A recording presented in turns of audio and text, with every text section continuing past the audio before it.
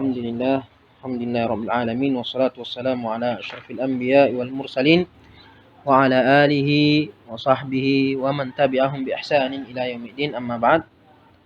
Alhamdulillah kita kembali melanjutkan mata kuliah kita pada pagi hari ini, hari Kamis tanggal 2 ya, 2 Juli.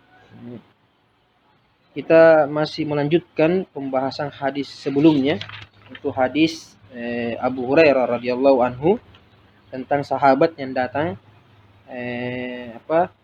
melaporkan dirinya kepada Nabi Shallallahu Alaihi Wasallam bahwa dia telah menggauli istrinya di siang hari bulan Ramadan. Kemudian Nabi memberikan tiga solusi atau 3 jenis kafara yang mesti dia bayar. Kita sudah menjelaskan hadisnya, menjelaskan makna globalnya, makna ijmalnya. Sekarang kita masuk ke pembahasan tentang ikhtilaful ulama. Artinya beberapa masalah yang diperselisihkan ulama tentang hukum-hukum yang dikandung oleh hadis ini. Ikhtilaful ulama, perselisihan ulama. Yara ammatul ulama. Yara ammatu al-ulama. Mayoritas ulama berpendapat wujub al-kafarati ala man jama'a mu'tamidan. Wujub al-kafara, wajibnya membayar kafara ala man jama'a mu'tamidan atau muta'ammidan. Wajibnya kafara bagi orang yang menggauli istrinya di siang hari bulan Ramadan dengan sengaja. Muta'ammidan. Itu mayoritas ulama. Waqtalafu fin nasi. Hanya saja mereka berselisih tentang atau pada orang yang melakukan hal tersebut dalam keadaan lupa. Lupa kalau hari itu puasa. Lupa kalau hari itu Ramadan. Sehingga dia menggauli istrinya. Nanti selesai baru sadar, atau sementara melakukan baru sadar, kemudian dia berhenti segera. Wa taqaddama, dan telah dibahas pada pembahasan terdahulu, anna sahiha, bahwasanya pendapat yang sahih, yang lebih kuat, yang lebih tepat, annahu laisa alaihi kafaratun, bahwa dia tidak wajib atasnya atau tidak diwajibkan baginya untuk membayar kafara karena lupa. Sama seperti orang yang makan lupa dan orang yang minum lupa. Itu dimaafkan dan puasanya sahih. Begitu pula katanya orang yang menggauli istrinya karena lupa atau karena tidak tahu. Waqtalafu. Itu tadi diperselisihkan, sudah dibahas. Ini ada perselisihan yang kedua. Diperselisihkan ulama, mereka juga berselisih hal wujubul kafarati ala takhyiri aw tartib. Apakah kewajiban membayar kafara ini diwajibkan sesuai dengan pilihan masing-masing, artinya terserah dari 3 yang diperintahkan oleh Nabi Shallallahu Alaihi Wasallam dalam hadis ini. Apakah dia wajib membayar kafara ini, 3 kafara ini sesuai dengan pilihan dia, takhir? Apakah dia mau memerdekakan budak, atau berpuasa 2 bulan berturut-turut, atau memberi makan 60 orang fakir miskin? Terserah dia. Mana yang mampu dia lakukan. Au alat tartib, atau tidak. Wajib membayarnya sesuai dengan urutan yang disebutkan oleh Nabi. Pertama dia apa? Membayar kafar, memerdekakan budak. Nanti tidak ada budak, seperti zaman sekarang tidak ada budak, tidak mungkin orang memerdekakan. Baru kita pindah ke perintah yang kedua, yaitu berpuasa 6 bulan berturut-turut. Nanti tidak mampu, baru dia memberi makan. Jadi seumpamanya dia orang kaya, orang kaya, sampai saja 60 orang miskin, apa itu? Apakah kita mengatakan langsung saja memberi makan orang miskin? Tidak perlu paksa-paksa dirinya berpuasa 6 bulan, 2 bulan berturut-turut. Mengatakan tidak. Pendapat pertama mengatakan boleh, takhir. Pendapat kedua mengatakan tidak boleh, tertib. Harus berusaha dulu puasa. Coba dulu. Ya toh? Jadi kalau dia mampu baru. Artinya jangan mengatakan capek, malas, artinya susah. Lebih gampang orang kaya kasih makan daripada puasa. Tidak. Padahal dia bisa. Ada kuliah? Nggak ada nih? Oh, saya kira ada kuliah. Ini yang diperselisihkan ulama. Apakah wajibnya kafarah sesuai dengan pilihan, sesuai dengan kemampuan, atau tidak, harus sesuai urutan. Fadhahaba Malikun wa Ahmadu fi ihdar riwayataini anha. Imam Malik dan Imam Ahmad dalam salah satu riwayat yang dinukil dari beliau, dari Imam Ahmad ini, berpendapat, zahaba, mengambil pendapat ila annaha 'ala takhir, bahwasanya kewajiban kafarah ini berdasarkan pilihan. Artinya terserah dia mau pilih yang mana. Jadi kalau dia orang kaya, mending dia kasih makan, nggak usah susah-susah, bisa puasa, dia sanggup puasa. Tapi terlalu sisa orang 2 bulan berturut-turut, batal 1 hari, harus diulang lagi dari awal. Ini kasih makan, tinggal kasih keluar. Nah, itu pendapat Imam Malik dan salah satu dari riwayat Imam Ahmad. Dalilnya apa? 5 fis sahihaini an Abi Hurairah. Sebagaimana hadis yang diriwayatkan dalam Sahih Bukhari dan Muslim as-sahihaini dari Abi Hurairah, yang diriwayatkan oleh Abi Hurairah, anna rajulan, bahwasanya seseorang aftara fi Ramadan. Bukan berbuka puasa, artinya membatalkan puasanya atau batal puasanya di bulan Ramadan karena menggauli istrinya. Karena berhubungan suami istri di siang hari bulan Ramadan, sehingga dia batal puasanya. Fa amarahu an-nabiy sallallahu alaihi wasallam, maka Nabi sallallahu alaihi wasallam memerintahkan dia untuk apa? Ayyukaffira bi'itqi raqabah, untuk membayar kafarah, menutupi dosanya itu, menutupi kesalahannya itu dengan memerdekakan budak. Ini wajib. Artinya apa? Atau terserah tuh artinya huruf waw. Siyami syahraini mutatabi'aini. Atau kalau dia mau berpuasa 2 bulan berturut-turut. Atau it'ami sittina miskinan. Atau memberi makan 60 orang miskin. Itu perkataan Abi Hurairah. Wa aujaba takhirahu. Dan hadis ini menunjukkan kewajiban membayar kafarah sesuai dengan pilihannya.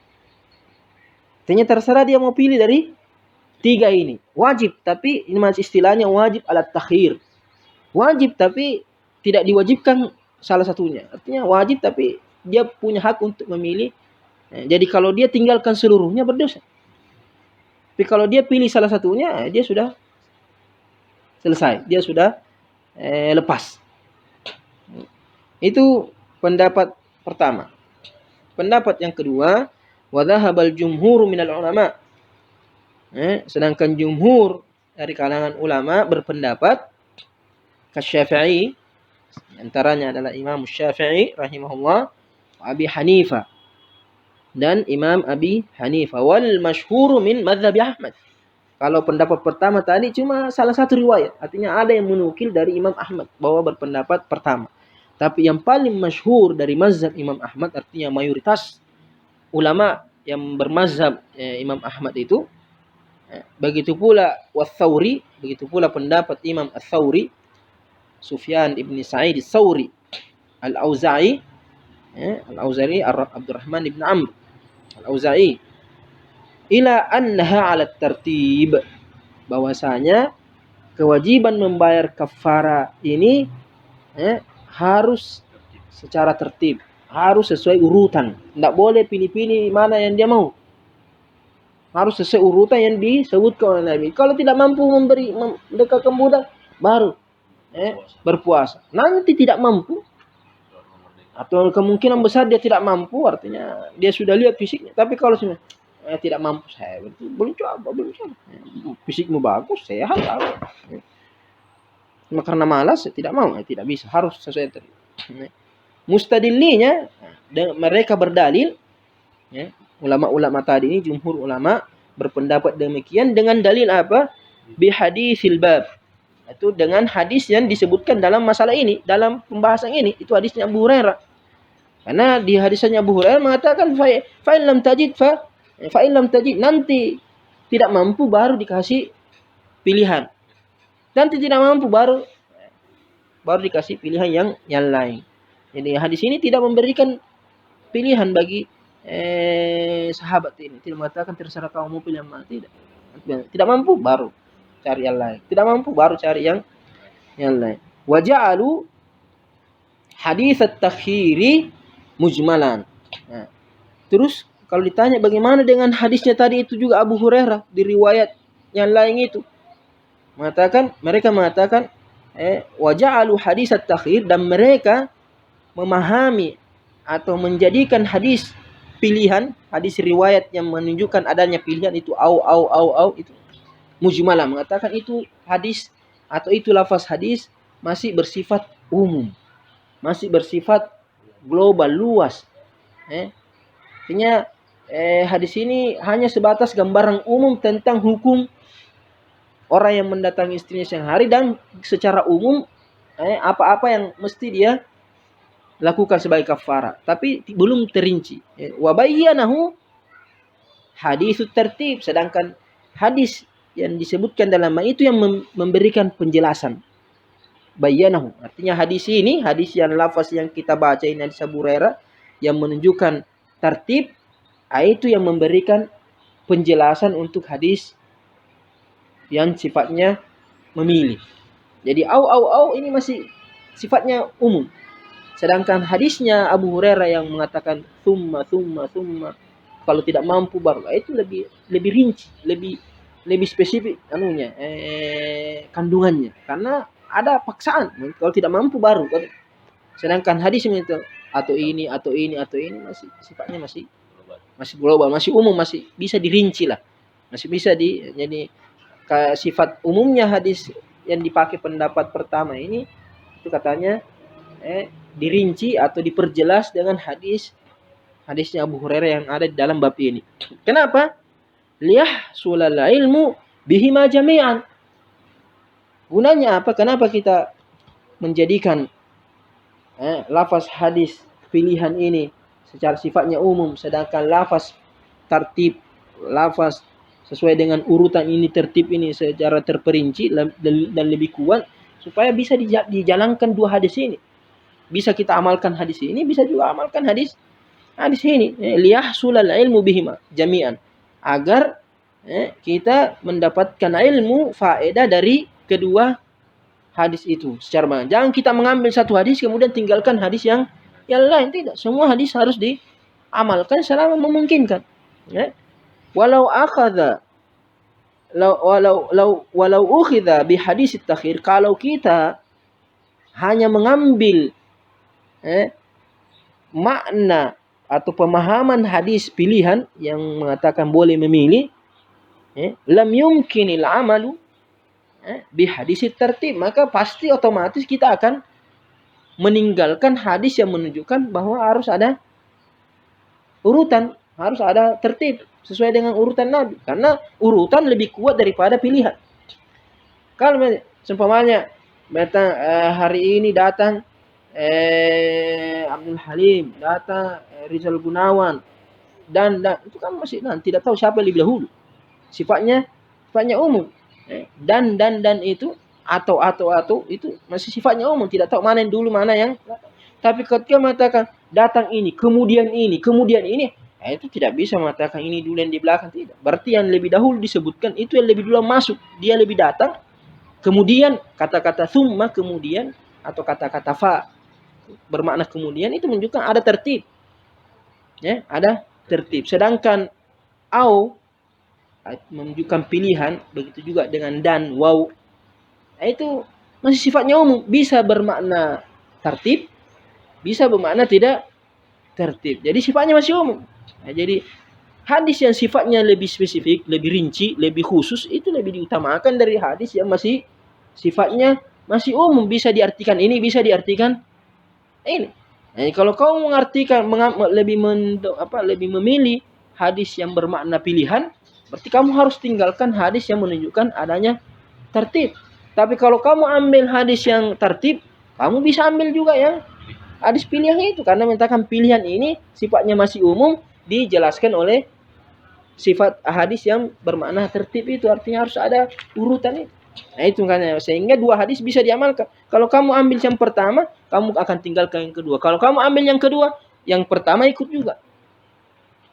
Nah, itu lebih utama, mengamalkan dua hadis lebih diutamakan daripada hanya memilih salah satu di antara satunya, kemudian yang lainnya ditinggalkan atau ditolak. Jadi mengatakan walau ukhidha bi hadis takhir, kalau kita hanya mengamalkan hadis takhir itu yang ada lafaz au, lam yumkin al-amal bil hadis tertib, maka kita tidak akan mungkin mengamalkan hadis yang disebutkan dalam bab ini, mengatakan summa fa illam tajid kalau tidak mampu, tidak bisa, karena itu akan bertentangan. Ma'anna kilaihima sahih, padahal dua lafaz hadis ini sama-sama sahih. Tidak ada alasan untuk mengambil salah satunya meninggalkan yang lainnya, karena sama-sama sahih. Jadi kalau sama-sama sahih, berarti harus sama-sama diamalkan, harus diusahakan bagaimana maknanya bisa sejalan, makna hadisnya bisa sejalan, dan tidak ada cara kecuali kita mengatakan tertib lebih diamalkan. Waqtalafu, ini juga perselisihan ketiga. Perselisihan yang ketiga dalam masalah ini, mereka juga berselisih, ulama juga berselisih, hal tasqutul kaffaratu ma'al ajzi anha. Apakah kafara ini bisa digugurkan atau otomatis gugur kalau dia tidak mampu, ma'al ajz. Artinya tidak mampu memerdekakan budak, tidak mampu berpuasa, tidak mampu juga memberi makan. Apakah berarti kafaranya sudah bebas? Artinya orang ini sudah tidak dituntut lagi kemudian hari? Karena bisa jadi hari ini tidak mampu, tahun depan ternyata kaya, tahun depan dia dapat warisan. Mengatakan tidak, kemarin saya tidak mampu, berarti sudah selesai. Sekarang kaya lagi sekarang. Apakah ketika orang itu tidak mampu hari ini karena dia miskin, berarti kafaranya sudah gugur, tidak dituntut lagi di kemudian hari atau di hari-hari yang akan datang? Kama huwa al-masyhur min mazhab Imam Ahmad, sebagaimana ini pendapat yang masyhur dari mazhab Imam Ahmad. Wa huwa ahadu qaulai asy-Syafi'i, dan ini juga salah satu dari dua pendapat Imam Syafi'i. Alasannya apa? Li'anna Nabi sallallahu alaihi wasallam, karena Nabi sallallahu alaihi wasallam rakhasa lirrajuli ayyut'imat tamra ahlahu. Karena hadis ini, hadisnya Abu Hurairah yang kita bahas sekarang, itu menunjukkan bahwa Nabi sallallahu alaihi wasallam memberikan keringanan, kelonggaran, rukhsah. Rakhasa lirrajuli, memberikan keringanan bagi orang tersebut untuk memberi makan keluarganya dengan kurma tersebut. Maka kasih makan saya keluarga. Nanti ya Rasulullah, saya tidak mampu. Akhirnya Nabi memberikan dia kurma. Kemudian mengatakan tidak ada yang pantas makan kurma ini kecuali keluarga saya. Kemudian kalau begitu kamu saja makan. Berarti ini menunjukkan katanya bahwa kafara kewajiban dia memberi makan orang miskin sudah gugur. Kenapa? Karena kurma itu dia makan untuk dirinya sendiri. Itu kan. Walau kana kafaratan, seandainya kurma yang dia makan untuk keluarganya itu yang diberikan oleh Nabi sallallahu alaihi wasallam adalah sebagai kafara atas dosanya itu, atas perbuatannya itu, majazalahu, maka itu tidak akan, berarti maka tidak boleh baginya untuk memakan. Kamu yang melakukan dosa. Kamu yang membayar kafar, kenapa kau makan sendiri? Tapi kenapa? Jadi ketika Nabi mengatakan kau makan saya sendiri, berarti kamu sudah hilang kafarah, artinya sudah gugur. Sudah gugur kewajiban kafaramu karena kamu tidak mampu. Terus ketika ada dikasih makan kasir ini tidak ada juara Mesir. Artinya mengatakan kafaramu sudah gugur, sekarang kamu makan sendiri saja itu kurma. Seandainya katanya masih wajib kafar, artinya kurma yang Rasulullah berikan itu adalah untuk kafar, maka dia tidak boleh makan. Dia tidak boleh. Fama majazalahu, maka tidak boleh baginya untuk memakan itu, makan kurma itu. Itu pendapat pertama yang mengatakan bahwa orang yang tidak mampu berarti sudah gugur, tidak diwajibkan lagi membayar di hari kemudian. Wa dhahabal jumhur, sedangkan jumhur ulama berpendapat ila annaha la tasqutu bil i'sar, bahwasanya kafarah itu tidak gugur hanya karena adanya ketidakmampuan. Jadi oke, tidak mampu sekarang, jangan buat, nanti kalau mampu. Tapi selama dia masih hidup, jadi kalau dia hidup kemudian meninggal memang tidak pernah mampu, baru gugur. Tapi selama dia masih hidup, kemudian di hari kemudian dia mampu, maka tetap dia. Artinya ini masih menjadi utang bagi dia. Li'annahu, kenapa? Karena laisa fil hadithi ma yadullu ala dzalika. Karena dalam hadis ini tidak ada sesuatu yang menunjukkan hal itu. Artinya tidak ada sesuatu yang menunjukkan bahwa kafarah ini sudah gugur. Hadis ini tidak menunjukkan bahwa kafarahnya orang ini sudah gugur karena tidak mampu. Tidak ada kata. Bahkan zahirnya yang nampak dari hadis ini, yang lebih nampak dari hadis ini, yang lebih jelas dari hadis ini, ada musukutiha. Justru sebaliknya, hadis ini menunjukkan bahwa kewajiban kafarahnya itu tidak gugur. Bukan sebaliknya, mengatakan hadis ini menunjukkan bahwa kafarahnya gugur. Tidak. Justru sebaliknya, yang lebih jelas dari hadis ini menunjukkan bahwa dia tidak gugur. Kenapa? Karena lamma sa'alahu an anzali darajatil kafara, karena ketika orang ini bertanya kepada Nabi, atau Nabi SAW bertanya kepada orang itu, ketika Nabi bertanya kepada orang itu tentang derajat kafara yang paling rendah, yang paling di bawah setelah memerdekakan budak pertama, kemudian yang kedua yang dibawanya yang lebih rendah berpuasa, yang dibawahnya lagi adalah memberi makan. Ketika Nabi bertanya, kamu bisa memberi makan? Wahiyal it'amu. Jadi ketika Nabi bertanya kepada orang itu tentang kemampuan dia membayar kafara yang paling ringan, yang paling adna, an anzali darajatil kafara, tentang kafara yang paling ringan, yang paling rendah. Wahiyal it'am, itu maksudnya memberi makan. Waqala, jadi Nabi bertanya, kemudian dia berjawab, la ajid. Orang itu mengatakan tidak ada. Jadi ketika Rasul mengatakan, kau bisa kasih makan 60 miskin. Itu, ini terakhir ini. Kafara terakhir ini. Setelah dua di atas, mengatakan saya tidak mampu ya Rasulullah. La ajid. Apa? Sakata. Nabi SAW terdiam. Tuh. Walam yubarri zimmatahu minha. Dan Nabi tidak mengatakan, atau Nabi tidak membebaskan tanggungan orang tersebut terhadap kafar. Nabi tidak mengatakan, kalau begitu sudah tidak usah lagi, Pak. Kan namanya kamu bisa kasih makan? Mengatakan tidak. Rasulullah tidak mengatakan, kalau begitu sudah selesai. Artinya tidak perlu lagi kau pikirkan, sudah gugur. Tapi justru apa? Justru Nabi diam. Tidak memberikan komentar. Diamnya Nabi ini menunjukkan bahwa kafaranya masih ada. Cuma belum ada solusinya sekarang. Seandainya kafaranya sudah gugur, langsung mengatakan kalau itu pulang mau. Begitu pulang saja, artinya sudah gugur. Allah Maha Pengampun, Allah sudah maafkan. Tapi justru Nabi diam, dan tidak memberikan pembebasan bagi orang tersebut. Kafar. Wal aslu, dan hukum asal, masalah ini atau hukum asal kafarah ini annaha baqiyatun, bahwasanya kafarah itu, kewajiban itu masih ada karena belum ada pembebasan dari Nabi. Nabi cuma diam. Diam bukan berarti membebaskan. Dan kafarah ini kewajiban dia masih ada. Kamu mampu memberi kafarah, memerdekakan enggak? Tidak mampu, baru gugur.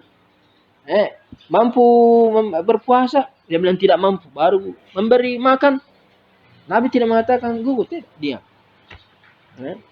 Karena berarti hukum asalnya kafaranya itu masih ada atau tidak?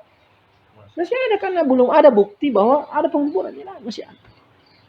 Wa qiyasan li hadhil kafarah, dan sebagai bentuk pengiasan kafarah ini ala sairil kafarat wa duyun. Jadi masalah ini dikiaskan kepada seluruh kafarah-kafarah yang lainnya. Semua kafarah, kalau kamu tidak mampu bayar, maka tunggu sampai mampu. Tunggu sampai mampu. Tidak begitu juga dengan utang. Seumpamanya orang punya utang sampai 1 tahun. Tiba waktunya, apakah gugur utangnya? Tidak mampu. Tidak, oleh kali. Kecuali kalau yang punya utang mengatakan, sudah tahu saya bayar. Selama pemilik utang, seumpamanya kamu punya utang, saya utang. Terkadang kita begitu, utang, ternyata lupa. Tidak ada tagih-tagih, jak. Tidak ada tagih berarti bebas? Tidak. Mungkin tidak ada tagih karena kasih kualat. Mengerti sendiri. Itu begitu juga. Jadi masalah ini dikiaskan dengan kafarah-kafarah lainnya. Seumpamanya ada perempuan, tidak mampu datang bulan di bulan Ramadan, berarti utang. Tidak mampu, tetap harus bayar. Artinya masuk Syawal belum bisa, tetap harus. Karena Allah mengatakan fi ayyamin ukhra, hari apa? Nanti betul-betul tidak mampu baru bayar kafarah. Nanti betul-betul tidak mampu baru bayar kafarah. Tapi selama masih mampu, berarti dia masih utang. Wa min annaha la tasqutu bil ihsar. Bahwasanya kafarah-kafarah yang lainnya dan utang itu tidak gugur karena ketidakmampuan. Seluruh kafarah, begitu juga dengan utang-utang piutang, apakah utang dengan Allah atau utang dengan manusia, itu tidak gugur kecuali tidak gugur karena ketidakmampuan. Ketidakmampuan. Artinya apa? Selama dia tidak mampu maka tidak dituntut. Tapi ketika ketidakmampuan ini sudah terangkat, artinya sudah mampu, maka dia kembali lagi kewajibannya. Amma tarkhisu lahu, adapun keringanan untuknya memberikan kurma tersebut makanan kepada keluarganya. Kenapa Pak Nabi suruh dia makan itu kafar? Adapun Nabi memberikan keringanan bagi dia untuk memberikan kurma itu sebagai makanan untuk keluarganya, karena tidak ada yang bisa makan kecuali keluarganya. Kalau saya makan. Faqad qala ba'dul ulama, maka sebagian ulama telah berpendapat atau telah berkata, innal mukaffira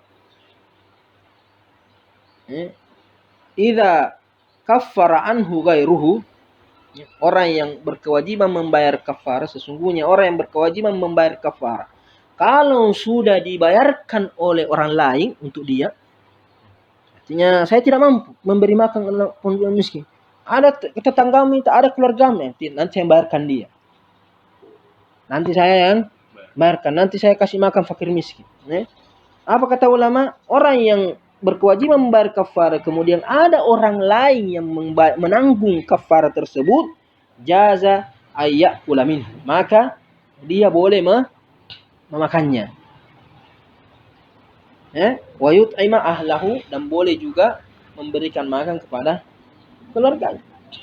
Tapi kalau itu makanan kamu yang kasih keluar, mengatakan saya makan sendiri deh. Jadi kalau kamu yang mengeluarkan, maka kamu tidak boleh makan. Tapi kalau orang lain yang kasih keluar, kamu boleh makan kalau memang kamu berhak. Kalau karena jadi ini sahabat tidak mampu memberi makan. Kemudian Nabi membantu dia.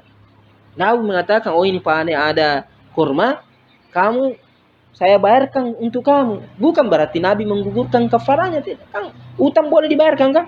Supaya kamu punya utang, tidak mampu-mampu. Saya temannya, saya bayarkan itu. Boleh gugur tuh.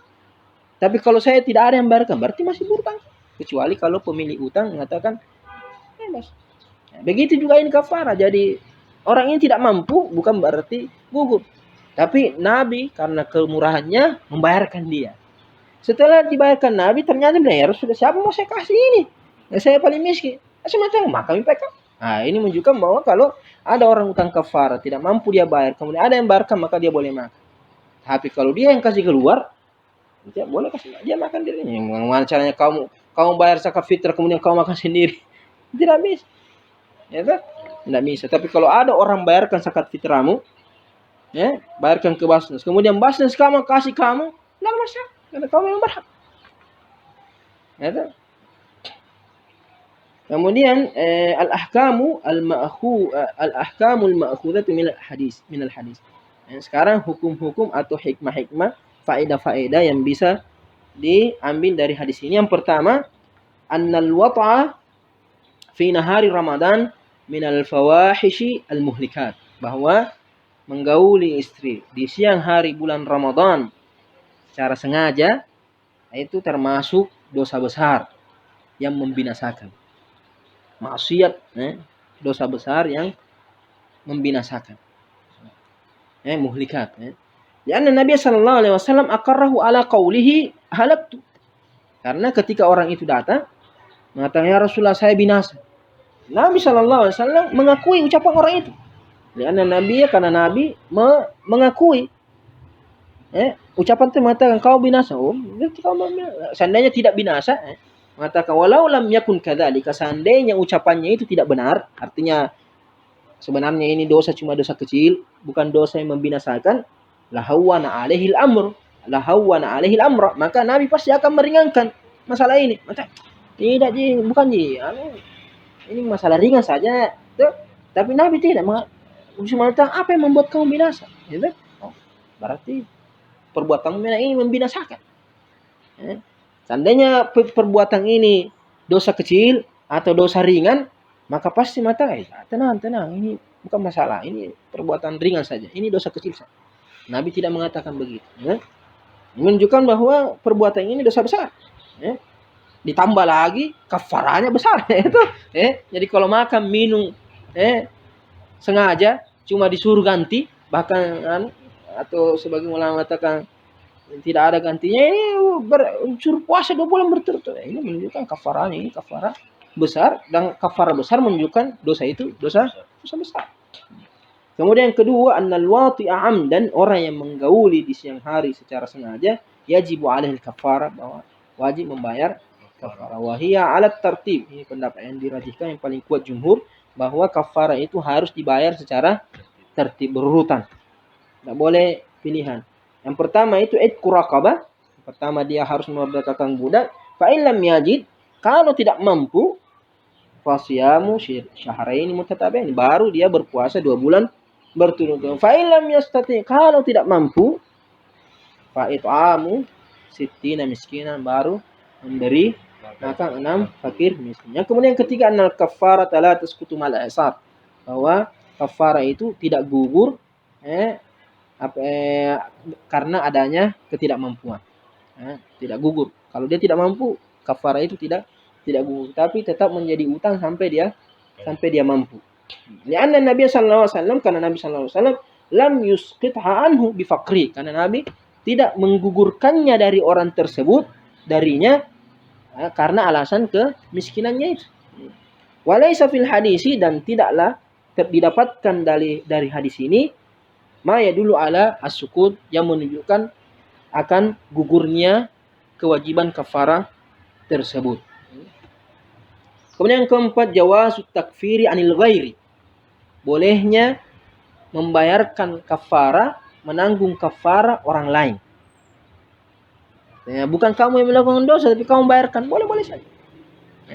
Walau min ajnabi, sekalipun dia orang luar, orang bukan kerabatnya, cuma temannya, tetangganya, atau ada orang kaya, ada ini kasih yang punya kamu, saya tanggung. Tidak kenal dana. Yang penting ada yang bayar itu. Ada yang bayar itu kafara itu. Kafara apa saja? Semua kafara.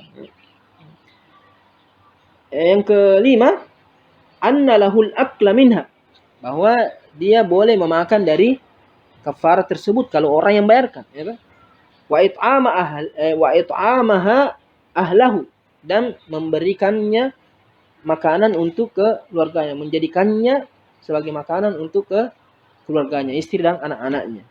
Madamat selama mukhrijatan min ghairihi. Selama itu dikeluarkan dari selainnya. Artinya orang lain yang membayarkan dia kafara. Maka dia boleh makan selama dia memang berhak untuk makan kafara tersebut.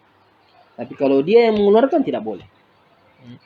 Yang keenam, zahirul hadis, zahirnya hadis ini yang nampak lebih jelas dari hadis ini, annahu la farqa fir raqaba bainal kafirati wal mu'minah. Zahirnya hadis ini yang nampak dari hadis ini menunjukkan bahwa tidak ada perbedaan antara memerdekakan budak yang kafir atau budak yang beriman. Artinya Rasul mengatakan, hal tajidu raqabah, kamu bisa memerdekakan satu budak. Nabi tidak mengatakan budak beriman, cuma mengatakan punya budak. Berarti zahirnya nampaknya di sini mengatakan terserah budak apa saja, karena Nabi tidak memberikan rincian apakah budak kafir atau budak beriman. Wa bihadza akhadha al-Hanafiyyah. Pendapat ini yang dipakai atau yang diamalkan oleh Al-Hanafiyah, mengatakan budak apa saja, tidak mesti orang beriman. Was sahih, akan tetapi yang sahih, alladzi alaihi al-jumhur, yang dipegangi oleh jumhur ulama, annahu la budda min imaniha, bahwa harus ada keimanan. Artinya budak tersebut harus beriman. Tidak sah kalau kamu merdekakan budak kafir. Harus budak beriman. Wa yakunu al-haditsu muqayyadan atau al-haditsu muqayyidan bin nususil lati al-haditsu muqayyadan bin nususil lati fiha kafaratu al-qatl. Yakunu al-haditsu muqayyadan bin nususil lati fiha kafaratu al-qatl. Jadi hadis Abu Hurairah ini, kafara bagi orang yang menggaul istri tidak ditentukan. Tuh, kafirnya. Tapi hadis ini diberikan rincian, muqayyad. Diberikan apa? Hadis ini diberikan rincian dengan apa? Dengan nas-nas, dengan hadis-hadis yang menunjukkan adanya ketentuan iman. Harus ada beriman. Seperti apa? Kafara pembunuh. Wa tahriru raqabatin mu'minah. Ada mengatakan wa tahriru raqabatin mu'minah. Ini kafara bagi orang yang membunuh tidak sengaja. Kafaranya apa? Memerdekakan budak yang beriman. Jadi ayat memberikan apa? Rincian bahwa budak yang dimerdekakan dalam kafara itu, sekalipun di sini cuma kafara membunuh, tapi mengatakan semua jenis kafara harus yang beriman. Ketika hadisnya Abu Hurairah tidak memberikan rincian, maka tidak. Hadisnya Abu Hurairah sifatnya umum, tapi dirinci dengan ayat yang menunjukkan bahwa kafara membunuh itu harus budak yang beriman. Fa innahu dzakara fiha al-iman, karena ayat kafara pembunuhan itu menyebutkan penentuan keimanan. Artinya raqabah mukminah, budak yang beriman. Kalau ditentukan budak beriman, berarti tidak boleh budak yang kafir. Kemudian yang ketujuh, husnu khuluqin Nabi sallallahu alaihi wasallam. Kemuliaan akhlak Nabi sallallahu alaihi wasallam. Wa karumal wafa wa karamu al-wifadati alaihi. Kemuliaan akhlak Nabi sallallahu alaihi wasallam dan kemurahan jamuan Nabi sallallahu alaihi wasallam. Artinya Nabi menerima tamu dengan sikap yang mulia, dengan sifat yang dermawan. Wa karuma al-wifadati alaihi. Faqad jaa hadzal rajul, karena ketika orang ini datang menghadap Nabi, bertemu dengan Nabi, khaifan wajilan, dalam keadaan takut dalam keadaan gemetar, takut kan, ya Rasulullah saya binasa ini ya Rasulullah, saya melakukan dosa besar, takut, dan dia siap menanggung apa saja hukuman dari Nabi Shallallahu Alaihi Wasallam. Tapi ketika bertemu dengan Nabi, justru ketika dia datang dalam keadaan ketakutan dan getar, farahan, dia kembali dengan kegembiraan, ma'ahu ma yut'imu minhu ahlahu, dengan membawa makanan yang dia berikan untuk keluarga. Jadi datang ketakutan, pulang dalam keadaan aman, plus bawa lagi makanan. itu menunjukkan bagaimana mulianya. Maunya yang tadi seandainya Nabi, kamu itu pendosa apa ini, masih pulang cari kafar sendiri. Tidak, justru Nabi memberikan solusi, dan memberikan ketenangan dan sedekah kepada sahabatnya. Kemudian terakhir, anna man irtakaba ma'siyatan, bahwasanya orang yang melakukan dosa, la hadda fiha, dosa yang tidak ada hukuman hadnya, artinya tidak ada hududnya. Seperti kalau berzina dirajam, kalau sudah menikah dicambuk, kalau belum menikah, kalau minum khamar dicambuk, atau mencuri dipotong tangannya, atau pemberontak dihukum mati. Ini kalau selama maksiatnya itu tidak ada hukum-hukum hadnya, tidak ada hukum tertentunya dalam Islam, tidak ada hukum jinayahnya itu, tidak ada hukuman cambuk, hukuman bunuh atau hukum apa, selama itu tidak, tsumma ja'a taiban nadiman, kemudian dia datang menghadap kepada hakim, menghadap kepada pemerintah dalam keadaan taubat dan menyesal, fa innahu la yu'zar, maka tidak dikasih hukuman. Bertindak sahabat melakukan dosa, tapi dosa ini tidak ada hukuman potong tangannya, tidak ada hukuman cambuknya. Maka Nabi tidak apa-apakan dia, tidak macam sini cambuk supaya tidak melakukan lagi. Potong lain kali kamu kerja lagi, sisa cambuk. Tidak, Nabi tidak apa. Beda kalau dia peminum. Katanya Rasulullah, tadi mana saya mabuk, cambuk. Karena ada hukuman hadnya. Katanya Rasulullah, saya berzina, dirajam kalau sudah menikah. Sekalipun taubat, sekalipun menyesal, karena ini tidak cukup dengan taubat, tidak cukup dengan menyesal. Makanya hukum asalnya orang yang kena had itu jangan melapor. Umpamanya kau membunuh seumpamanya dan tidak didapatkan, tidak ada yang cari kamu, tidak usah pergi menghadap, taubat saja, sesali. Tapi kalau kau mau aman, artinya mau tenang hatimu, kan misalnya terganggu saya, datang melapor, berarti kamu harus dibunuh atau harus bayar denda kalau tidak sengaja. Tapi kalau kamu tutupi aibmu, ada orang melakukan perzinahan, tidak ada hukum zina, itu tidak ada juga yang melapor, tidak ada yang juga tutupi aib. Jangan saya pernah berzina, saya tidak boleh, itu haram membuka aib sendiri, sekalipun itu had, kecuali kalau dia minta nasihat seumpamanya. Tapi kalau ke pengadilan, kita kan tidak ada pengadilan Islam, artinya tetap dia merahasiakannya. Tapi kalau dia mau datang istiftah seperti ini, hukum yang tidak ada hadnya, maka tidak diapa-apakan. Tidak dicambuk atau tidak diapa-apakan. Suruh saya bilang ini hukumnya, kau bayar kafarah, selesai. Tapi kalau seandainya yang melapor ini seperti Maiz, lapor saya berzina, dicambuk, dirajam. Begitu juga sahabat Himar ini, Abdullah, dia datang